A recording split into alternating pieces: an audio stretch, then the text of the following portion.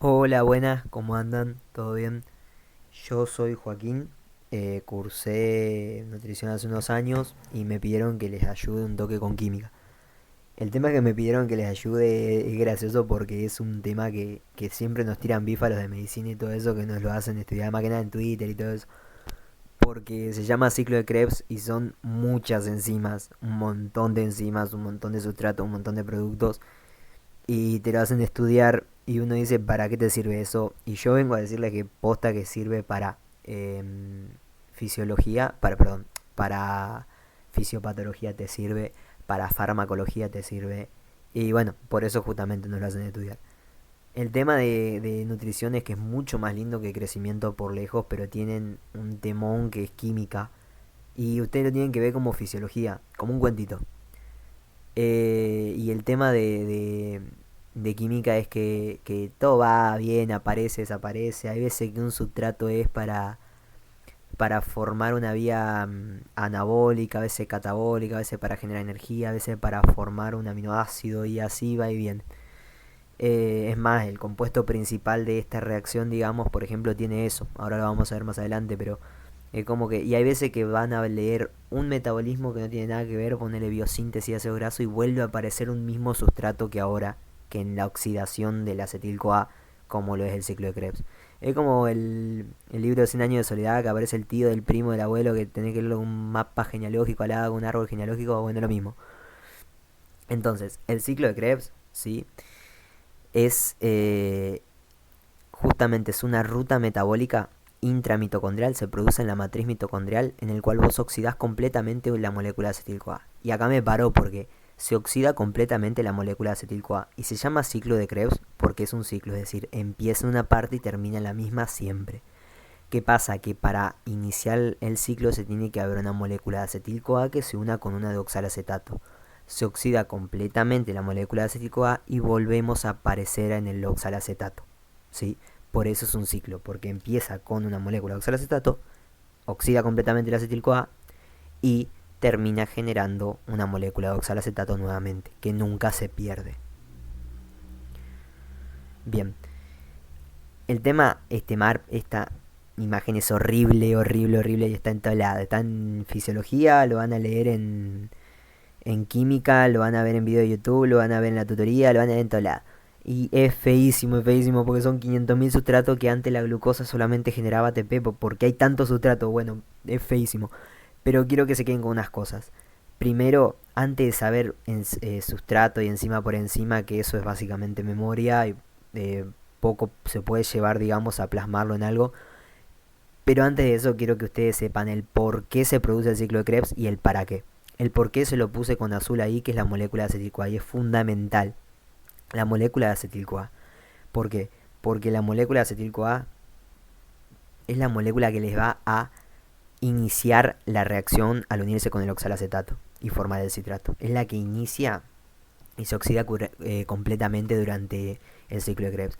Ahora, ¿de dónde proviene la molécula de acetil-CoA? Es un intermediario metabólico no solamente de la formas, digamos, de la degradación de la glucosa e hidratos de carbono, sino que también viene de ácidos grasos, viene de aminoácidos, ¿sí? Es un intermediario metabólico de todas las vías oxidativas. Y no solamente sirve de vuelta para el ciclo de Krebs, sino que también van a ver que se sirve para la resíntesis de ácidos grasos, ¿sí? Por eso hay veces que se acumula grasa después de comer azúcar, por ejemplo, que uno es un lípido y otro es un ácido graso, porque la acetil-CoA que vos generás por la degradación, por la oxidación de glucosa, luego se deriva a biosintetizar ácidos grasos, ¿sí? Por justamente la acetil-CoA, la biosíntesis de colesterol y sales biliares, la síntesis de cuerpos cetónicos, ¿sí? Es la gluconeogénesis, no solamente sirve para degradar energía, si bien en condiciones fisiológicas la principal función del acetil-CoA es formar energía. Ahora, se oxida completamente, pero ¿qué pasa? Esa oxidación no se produce en un solo proceso, no solamente viene el acetil-CoA y se une el oxalacetato, lo degradamos y chau. ¿Por qué? Porque las reacciones de oxidación liberan energía. Si vos mientras más energía liberás, menos control tenés sobre la energía que hay. Entonces, en vez de hacer si vos harías una sola reacción química, no podrías controlar completamente y empaquetar toda la energía. Por consiguiente, se lo parcializa en muchas reacciones por separado que te permiten ir robando energía de a poco a medida que durante el ciclo se oxida la molécula de acetil-CoA. ¿Cómo empaquetas eso? Se produce mediante la forma reducida de los cofactores, que puede ser el NADH o el FADH. Y esos son los que después pasan a cadena respiratoria y en presencia de oxígeno forman ATP. Y ahí finalmente tenemos la moneda energética. ¿Sí? Es complicado, pero miren, ahí. La glucosa dijimos que pasa, bueno, eso lo habrán visto, la glucosa por glucólisis forma piruvato y por descarboxilación oxidativa forma acetil-CoA, pero no es la única forma, digamos, también puede pasar de formarse desde ácidos grasos por beta-oxidación y ahí está de vuelta el primo, el tío la molécula activada, digamos, de ácido graso se llama acil-CoA y la molécula que genera, digamos, que se corte se llama acetil-CoA, o sea, se mataron con los nombres. Y los aminoácidos, recuerden que los aminoácidos tienen una cadena carbonatada, un esqueleto carbonatado de carbonos que se pueden oxidar para generar energía, ya sea porque vos le saques el grupo amina y tengan la molécula acetil-CoA o que tengan otro intermediario metabólico, como por ejemplo el fumarato, o que tenga el alfa-cetoglutarato, cualquiera. Luego de esa molécula de acetil-CoA, no importa por dónde venga, entra al ciclo de Krebs y va generando, se oxida completamente y genera cofactores reducidos que luego entran a cadena respiratoria y a partir de ellos se genera el ATP. ¿Hay otras fuentes por las cuales se generan cofactores reducidos? Sí, sí. Es más, la glucólisis y la descarboxilación oxidativa también se producen, digamos, NADH. Pero el tema es que eso se producen fuera de la mitocondria, entonces vos tenés que meterlo dentro de la mitocondria porque la cadena respiratoria, la respiración celular, se produce en la membrana interna. Entonces tenés que meterlos antes, ¿sí? Y ese proceso, digamos, de la glucólisis se produce bien en la matriz mitocondrial y la cadena respiratoria periféricamente en la membrana interna de la mitocondria. Pero es eso, o sea, luego los electrones que pasan, que llegan hasta ahí por el NADH y el FADH, son utilizados para generar una fuerza con la cual se fosforilan las moléculas de ATP. Y tampoco esto significa que solamente se genera ATP por la cadena respiratoria. Ya vamos a ver que hay otra forma que se llama fosforilación a nivel de sustrato. Bien, ahora vamos con el cuadro horrible y vamos a dar reacción por reacción, que es lo más feo de todo. La primera reacción ya vamos de abajo para arriba. Es la unión, digamos, la condensación de la molécula de acetil-CoA por el oxalacetato y forma una molécula, el acetil-CoA tiene 2 carbonos y el oxalacetato 4 y forma una molécula de 6 carbonos que se llama citrato, mediante la incorporación de una molécula de agua y la pérdida de la coenzima A, que era lo que hacía reactivo al acetil-CoA. Esa enzima que sintetiza el citrato se llama citrato sintasa. ¿Sí? Bien. Ahora, el citrato, ¿sí? Luego tiene que pasar por una enzima que se llama conitasa, y acá un punto de aparte porque algunos libros, ¿sí? El blanco por ejemplo te lo divide en 2 reacciones, ¿sí? En la cual lo que pasa es que el citrato es poco reactivo y el isocitrato necesitas pasarlo a una molécula más activa que es el isocitrato. Entonces, la enzima que hace eso es la conitasa y lo hace mediante 2 pasos, que algunos libros lo obvian y te dicen directamente de citrato isocitrato. Eso se produce porque primero se deshidrata, digamos, le saca la molécula de agua y luego lo vuelve a hidratar incorporando nuevamente la molécula de agua, pero haciendo una molécula mucho más reactiva que es el isocitrato. Bien, el isocitrato luego va a pasar a alfa-cetoglutarato, ¿sí? Y eso se produce mediante una enzima que se llama isocitrato deshidrogenasa. ¿Y por qué es importante esto? Porque es el primer lugar donde vamos a generar NADH que luego va a generar energía. Por consiguiente, se oxidó la molécula. Si se oxida mediante la pérdida de un hidrogenión y se llama deshidrogenasa. En esta reacción y en la siguiente se pierde dióxido de carbono, ¿sí? El dióxido de carbono, justamente ahí tiene la respuesta de por qué inhalamos oxígeno y exhalamos dióxido de carbono, porque necesitamos oxígeno para generar energía y a medida que vamos oxidando las moléculas, las biomoléculas, vamos liberando compuestos de dióxido de carbono, los cuales son un desecho respiratorio, un desecho por la vía respiratoria. Esa reacción bastante parecida, básicamente casi la misma, pasa en la siguiente de alfa-cetoglutarato a succinil-CoA, solamente que la enzima que se va a llamar va a ser una deshidrogenasa del nuevo sustrato, que es el alfa-cetoglutarato. Entonces se llama alfa-cetoglutarato deshidrogenasa.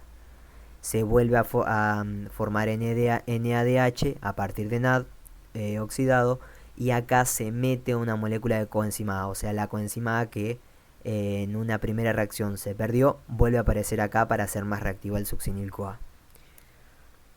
Acá tenemos que la molécula de succinil-CoA, ¿sí?, por sí sola es muy reactiva, y mediante la succinil-CoA sintetasa forma succinato.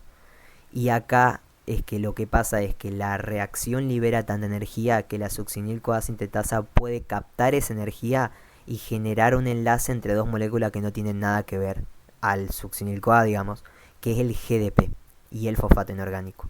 La energía que libera es suficiente como para generar un enlace fosfato alta energía y unir, digamos, el GDP más un fosfato inorgánico, y como va a tener 3 fosfatos se va a llamar GTP, perdiendo la coenzima A del succinil-CoA en el proceso. Pero tenés una molécula de GTP, y eso es importante porque el GTP luego puede reaccionar con una molécula de ADP y formar ATP y GDP. O sea, se intercambia, le pasa el grupo fosfato de alta energía. Y eso lo que le permite formar ATP independientemente de la cadena respiratoria. Entonces acá tenemos algo que se llama fosforilación a nivel de sustrato. Formamos ATP independientemente de cadena respiratoria. Luego el succinato vuelve a oxidarse, digamos, a fumarato, y esto se produce por la succinato deshidrogenasa. Y acá tenemos que tener dos cosas diferentes de las otras deshidrogenasas que vimos viendo. Primero, el cofactor de la succinato deshidrogenasa no es el NAD, es el FAD. Entonces el resultado no es NADH sino FADH. ¿Y qué importancia tiene eso? Que ustedes cuando vean en cadena respiratoria, el NADH por sí solo genera la fuerza suficiente para fosforilar 3 moléculas de ATP, mientras que el FADH solamente 2. ¿Sí? Bien. Y otra cosa importante es que no se pierde dióxido de carbono. Ya perdimos 2 dióxido de carbono, y el oxalacetato es una molécula de 4 carbono, por lo tanto si perderíamos más no podríamos terminar en oxalacetato. Entonces de acá en adelante no se pierde más dióxido de carbono. Bien, ahora tenemos que el fumarato, ¿sí?, mediante una fumarasa, se mataron el nombre de la enzima, lo que hace es hidratarse, ¿sí?, se une con una molécula de agua para formar el malato. Nada, acá no se produce ni oxidación ni nada. Pero lo que sí es una última oxidación que se produce en el malato para formar oxalacetato. Ah, mira, me comí el NADH. Ah, quedó ADH nomás, era antidiurética. Nada, mentira. El malato forma oxalacetato, ¿sí?, mediante la malato deshidrogenasa, que esta no, digamos, no pierde dióxido de carbono, pero sí tiene como cofactor el NAD positivo y forma NADH, ¿sí? Y ese NADH luego va a pasar a cadena respiratoria para generar ATP. Entonces vieron que empezamos con la unión, ahí lo que va a pasar es va a venir una nueva molécula de acetil-CoA, se va a unir con el oxalacetato y va a reiniciar el ciclo. Ahora, nunca perdimos la molécula de oxalacetato. Empezamos con la unión del oxalacetato con el acetil-CoA, oxidamos completamente la molécula de acetil-CoA y volvió a aparecer el oxalacetato. ¿Sí? Bien. Ahora, de vuelta, este del cuadrito todo así feo como le ven, partido a pedazos, es mucho más entendible, ¿sí? Ahora, estos son tips para el tema del ciclo de Krebs. Primero, tienen que empezar a manejar lo que es la ganancia neta, porque siempre van a ver que te dice ganancia neta de glucólisis, ganancia neta de descarboxilación oxidativa, ganancia neta de ciclo de Krebs, ganancia neta de respiración celular, y así después te hacen al revés, ganancia neta de cada mol de glucosa o de beta oxidación de ácidos grasos. Entonces tienen que empezar a manejar. Acá les doy un ejemplo de eso que dijimos, que cada mol de acetil-CoA te va a generar 3 NADH, un FADH y un GTP. Y en cadena respiratoria cada NADH te genera 3 ATP, por lo tanto te genera cada uno 9 ATP con el NADH.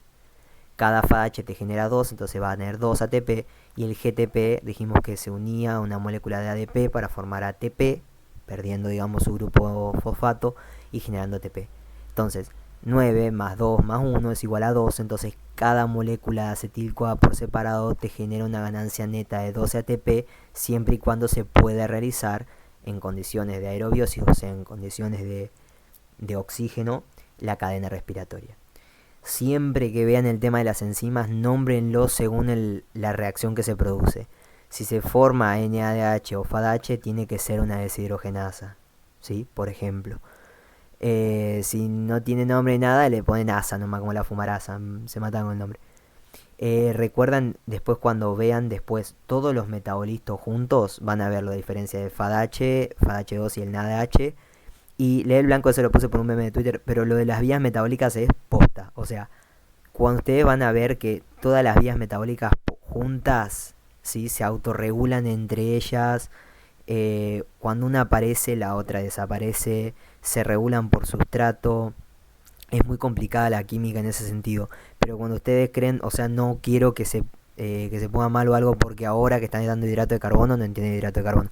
Porque quédense tranquilos que cuando den cadena respiratoria luego de haber dado todas las otras vías, ahí van a entender bien. Quédense tranquilos. Y este es el dato. Hay una forma para poder aprender ciclo de Krebs sin tener que estudiarlo. Digamos todos los nombres y todo eso, que esa fue la que hice yo. Escuchan el rap del ciclo de Krebs. Está en YouTube, en Spotify y yo lo pongo hasta en las canciones de Instagram. Y en las historias.